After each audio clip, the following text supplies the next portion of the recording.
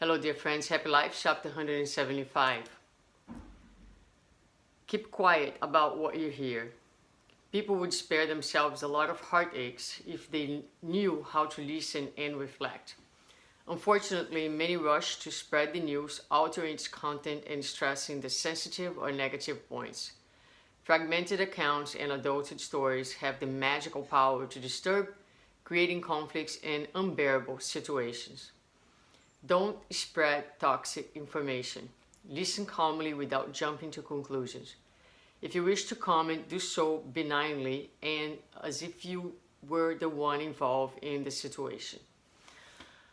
Well, today's message is a very powerful one that can, I believe, diminish significantly the amount of confusion, the amount of harm that's often done by us listening to something and just engaging in this behavior that Joanna tells us about, which is to rush to spread the news, altering its content and stressing the sensitive or negative points.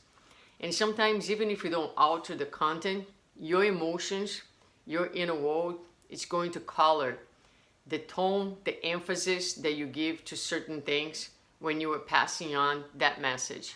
And that emphasis and those colors, right, might be received by someone else who will add its own content, its own colors to the information. And from person to person, the information gets distorted and creates tremendous amount of harm and confusion a lot of times.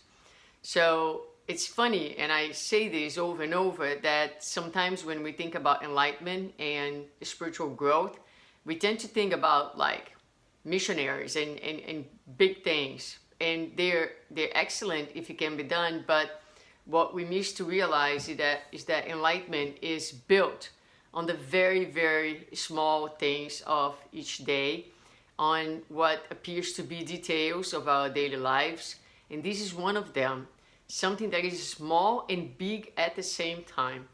So it's a huge challenge for us because we thrive on gossiping. We thrive still on things that are of ill nature, things that are troublesome.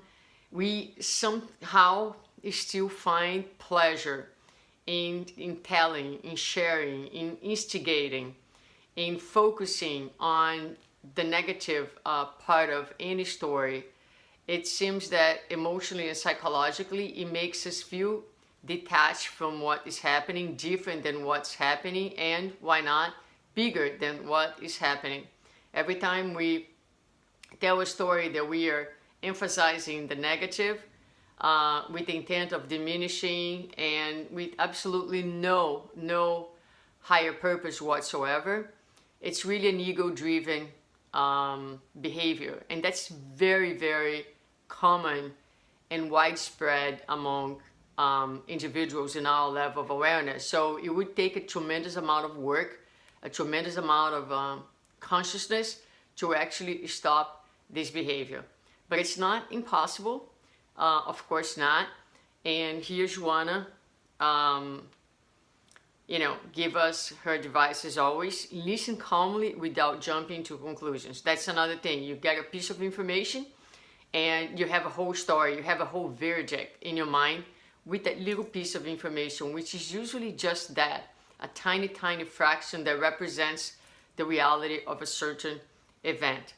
So if we had to say something about anything, right, her recommendation is to do it benignly, as if you were the one involved in the situation. In other words, put yourself in someone else's shoes, right? If people were talking about you in that way, how would you like for people to comment? And a lot of times we lack this very important component, which is empathy.